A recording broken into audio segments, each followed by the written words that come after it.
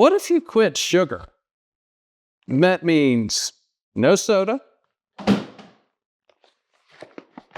no cereal, even no bread for 30 days. I know, this is sort of like telling a New Yorker to quit complaining about the mass transit. It's not easy. There are a lot of challenges there. But let's see how far we can get. Before we start, though, I may have said something that confused you. I said sugars, and then I talked about bread. What are we talking about here? Sugar is in processed foods, glucose, fructose, sucrose, but it's also in grains, ultra-processed grains. So in the sodas, you get one of the purest exposures of high fructose corn syrup. Cereal is ultra-processed grains with sugar on top. And then breads, again, ultra-processed grains. So this is more than just free sugars. Free sugars are things like honey, fruit juices, syrups. And you hear it once, you hear it 1,000 times, people saying, well, I do a healthy alternative. I do agave nectar or maple syrup. These things, they're the sap of a plant. And you may say, well, a sap of a plant is healthy. What do you think pure cane sugar is? It's the sap of a sugar cane. And again, that sugar has done tons and tons of damage to us. Any carb with a glycemic load of 10 or more. Now, wait a minute. I got a little bit geeky there with that big term glycemic load. It just break it down. It just means glucose in the blood, something that raises your blood sugar. And that's what we want to be getting rid of. Anything that loads your blood sugar, raises your blood sugar quickly. Now, here, just take a look at this chart. It's from our friend, Mario Kratz. He came on board with us a couple of times to talk about different things related to blood sugar. Any carb that raises blood sugar, and anytime you go over 140 and stay there, and for you geeks, that's 140 milligrams per deciliter, anytime you stay over 140, you're starting to put your arteries in danger. You're starting to look at things like glucose intolerance, prediabetes, metabolic disease. Now, the last warning before we start. If you are way deep into the SAD diet, SAD, standard American diet, like Augusto Gloop. Grandpa, look at Augustus. Don't worry, he can't drink it all. Augusto's sweetheart, save some room for later. Or Bruce Brogtrotter in Matilda. You might not want to go quite totally sugar-free. You might want to take it in steps. Maybe start with the free sugars and then go with the carbs, the ultra-processed carbs. But as you can see, it's really clear in our cultural icons, our movies, that people understand the problems associated with addictions to sugar. Now, let's get started. So, day one, what does it look like? What does it feel like? After 24 hours, you're very likely to feel nothing. Just from stopping those things, quite often you don't feel anything. Unless you're in full addiction, sugar addiction mode. And quite often, even those folks can get beyond that first day. But it's days 2 and 3 that are going to be rocky. Day 2 starts with some challenge. You start getting some of those cravings. Your blood glucose starts going down. You're starting to live on glycogen, and you're just not ready to do that yet. You may even get headaches, irritability, bloating, even some mild diarrhea. And a lot of that's associated with some of the hormones that our body is starting to kick into gear. Hormones associated with stress like cortisol, even epinephrine and adrenaline. And again, this is just day 2, and it can get worse. It usually does on day 3. Cravings increase. Your body starts using fat and protein. Starts, hopefully, and it's not quite ready, so you'll feel fatigued before you get there. You may even feel nausea, again, from those hormones that are starting to drive this stress reaction from going cold turkey on an addiction and having to pull calories and energy out of sources that you've never pulled before. This is called the keto flu. Your body's trying to adapt to another energy source. You see, our bodies are like those hybrid engines. Hybrid engines in cars usually use gas or electrical energy. We can pull energy from carbs and fat and protein. Our preferred source, our easiest source by our body's perspective, is carbs, because it wants to get those carbs out of there, because carbs cause danger to our arteries. So that's why it's set up to burn those carbs first. You know, it's like waiting for a train or a bus. You can get exhausted, cranky, wondering why it hasn't shown up yet. Except instead of waiting for the train, you're waiting for your sugar bump. Your body's saying, hey, wait a minute. Where's that sugar? We usually get a lot of sugar here, and we're not getting it now. We're going to have to work hard. And here's a spoiler. That train may arrive and the bus may not, but let's hope that you can be strong and that sugar does not arrive. This is when most people quit, give in to their cravings, day 2 or day 3. But if you can make it past day 1, you can make it past another day. And guess what? If you can make it past 2 days, you can clearly make it past that 3rd day. And here's what happens. Once you get to days 4 and 5, yes, you can still have some problems, but your body begins to adapt. Some people still feel some fatigue, cravings, and even irritability, but it's just not as bad. There's a psychological component too. You've begun to realize, I can break this thing. Due to the addictive nature of glucose and fructose, you do have withdrawal symptoms, but you're beginning to see those in the rear view mirror. These addictions are admittedly not as bad as what you usually see with things like nicotine, like alcohol, like some other drugs or substances, but they're there, and they make a big difference. Most of us have some degree of sugar addiction. We just do. And if you don't believe that, take a look at some of the science, some of the literature, some of the evidence around the impact on the reward nucleus of the brain. We actually trip the reward nucleus of the brain. You'll hear it discussed as getting a dopamine fix. Sugar and sweets actually create dopamine release in our brain. Now, let's get back to the days. You're now at days 6 and 7, and you're starting to see the light at the end of the tunnel. Maybe it's like somebody's waving a magic wand. Your body's begun to adjust to fat and protein as energy. Now, I'll admit, it's really clear. There is science and evidence showing that some people that have really full livers, really big livers, full of glycogen, may be burning on that glycogen for up to 30 days.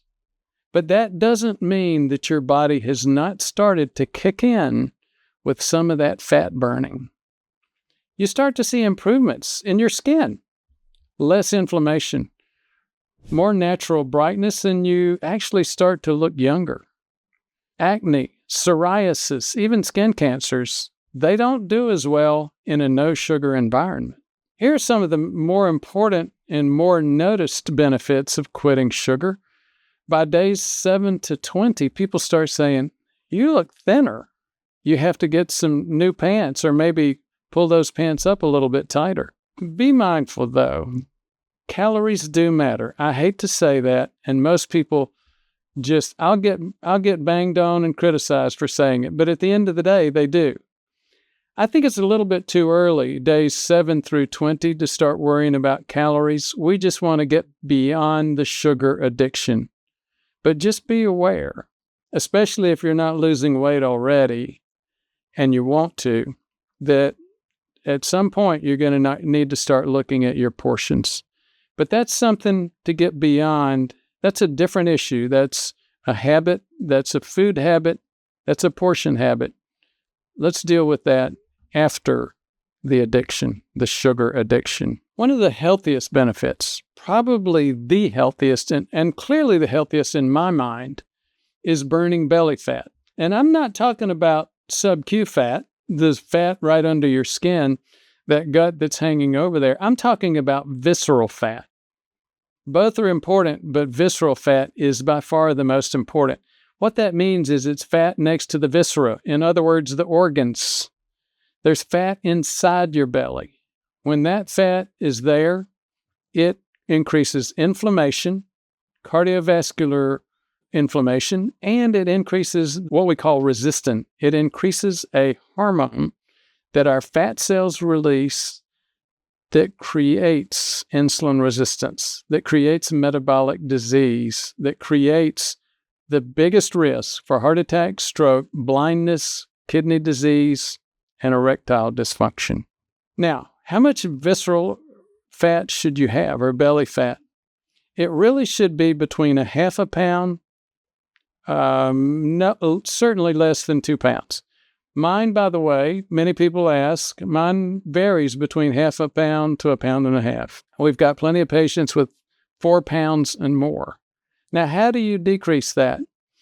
These things like high-intensity interval work, some folks like Sean O'Mara will talk about hill sprints. All of those can help, but nothing replaces the impact of a diet, and specifically, number one, getting rid of sugar, getting rid of sugars, plural, those things that raise your blood sugar. The free sugars like fructose, the free sugars like sucrose and glucose, and especially ultra-processed grain products.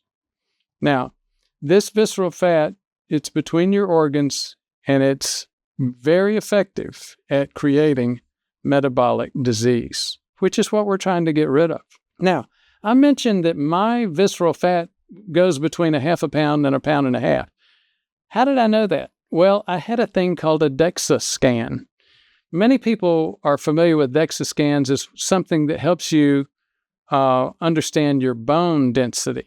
Well, it can also help you understand the density of other tissues like muscle and fat. So if you haven't had one and you're wondering about it, nothing else will tell you that besides a body composition DEXA scan. Now, you can get some really good pictures. For example, you can get an MRI, an abdominal MRI, and that will show you, you'll get a better picture with that, but you just won't get a number. So take your pick, choose one or the other, but start focusing on that visceral fat. Additional benefits, back to those days 7 through 20 of stopping sugar. Additional benefits that you can rely on would be, number one, mental clarity, increased focus, better memory, less irritability, feeling happier. At this point, you realize there's sugar everywhere. You have to start being creative compared to what you used to do in order to just eat and still avoid things that raise your blood sugar. Sugar's in cereal, it's in soda, and guess what? Even in bread. So that thing called a sandwich that everybody likes to have for lunch, have the sandwich, but just don't have the bread. What about those healthy granola bars? That's called stealth carbs. Things like granola bars that you think are going to be healthy. What about that breakfast with healthy Greek yogurt? So many Greek yogurts are just full of those stealth carbs, carbs that you just didn't know were in there, but they're raising your blood sugar. Trying to avoid sugars in a processed big food world is sort of like trying to avoid pigeons or rats in Central Park. Just when you think you're safe, you know what happens. You'll become a food expert, a food label expert, compared to what you were before. And then you'll begin to see things like maltodextrin or other things where it's clear that big food is just trying to deceive you when really what they've got is sugar in there, preserving that food and making it very, very addictive. When you reach days 21 to 30, there are even more changes. If you've been completely disciplined on this sugar journey, you've become fat adapted, pretty much. Now, again, even for folks that are obese and are still burning glycogen out of that liver, you have gone a long ways to where you need to be. Cravings are greatly decreased if they're there at all. You've got more energy. Your skin looks younger. You look better. You're thinking better. You're performing better. Your biomarkers improve. Glucose, triglycerides, HDL. Your fractionation improves. And again, I may be getting a little bit medical geeky here. We can describe those a little bit later if you have interest. Just make the comment on the video and we can do that. Even LDL usually improves when you drop sugar. Now, there are some people that it actually goes the other way, and it's not a bad thing, but we're not going to go there. We talk about that a lot on our channel, and that's not for this video. If you have interest in lean mass hyperresponders, just Google our channel name, Ford Brewer, YouTube, lean mass hyperresponder. You'll see plenty of content about that group of folks. If you've had dental issues, mouth issues, you're likely to see significant improvement because the biggest issues around teeth and what we call periodontal disease or gum disease, also, guess what they revolve around? Diabetes, prediabetes, metabolic disease. The number one cause of mouth disease is metabolic disease, prediabetes. Do you ever have bleeding when you go to the dentist?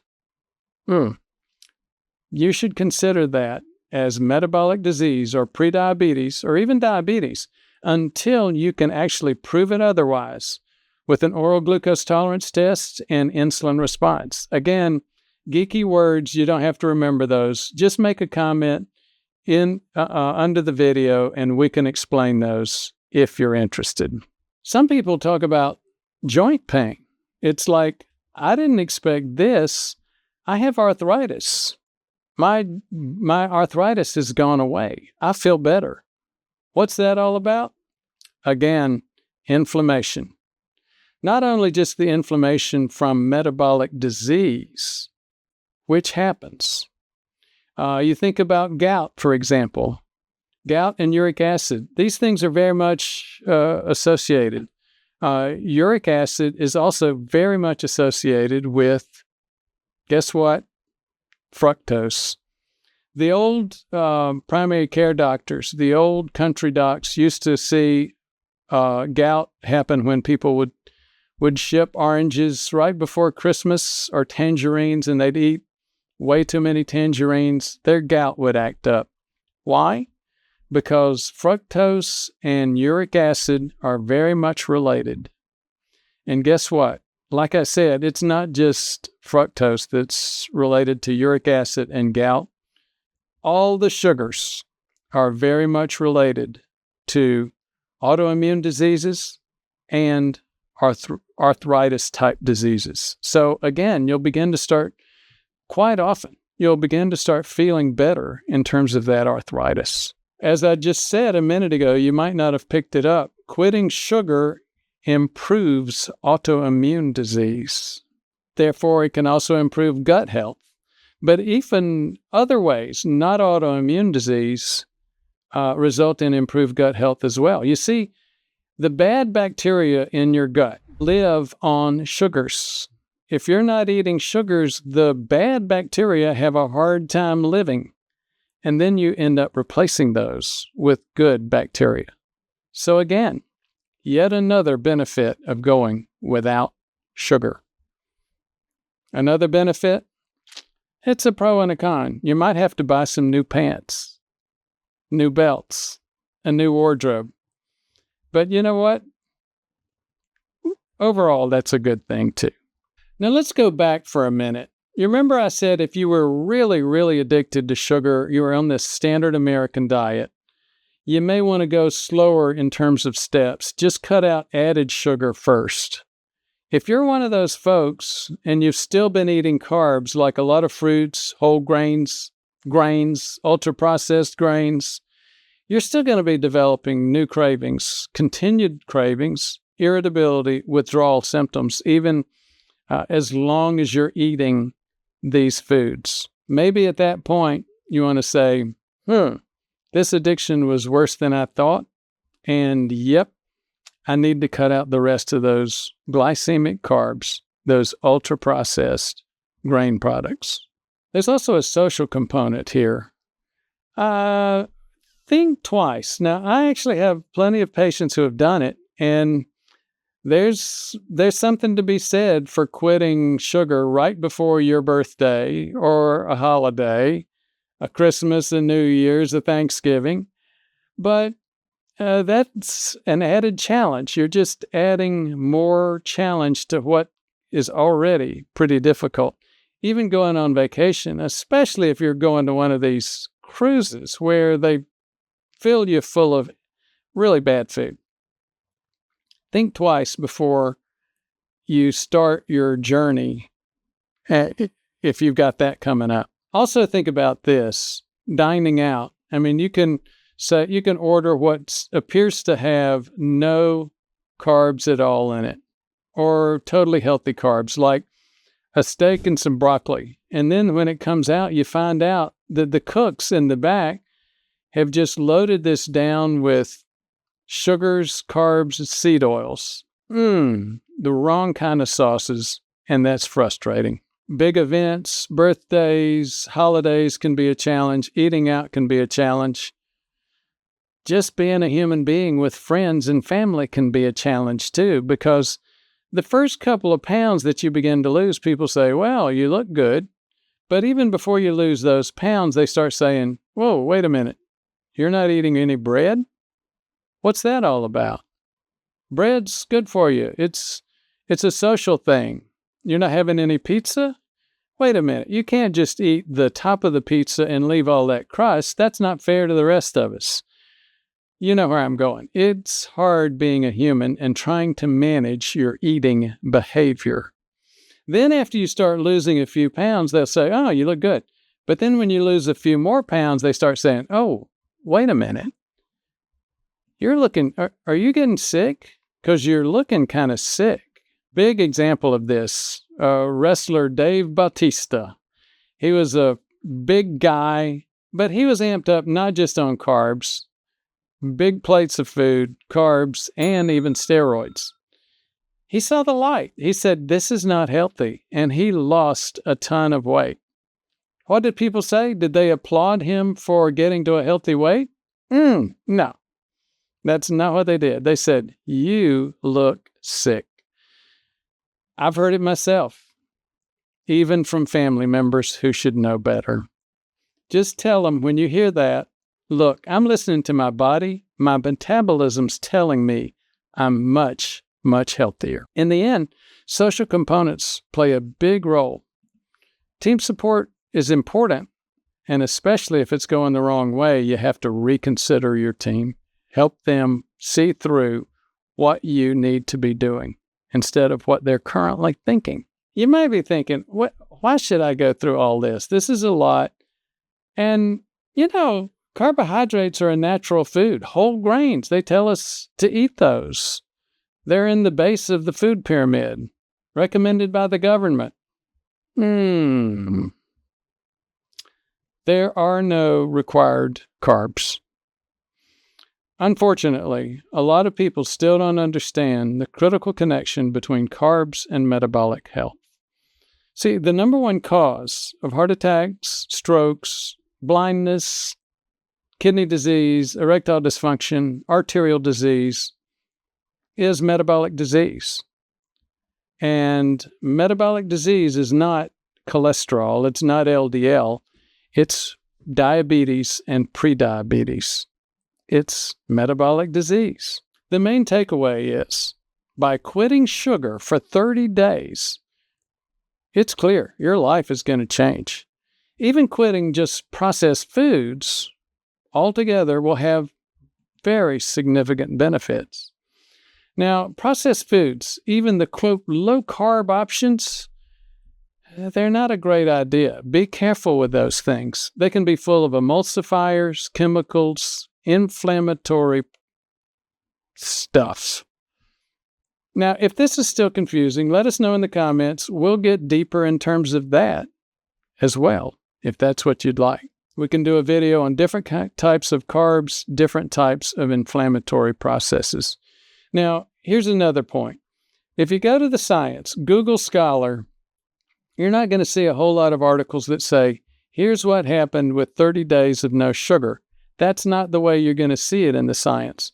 We base this on experience from patients, multiple reports online, and clear evidence in the science, talking about impact of low-carb diets, decreasing sugar, decreasing carbs.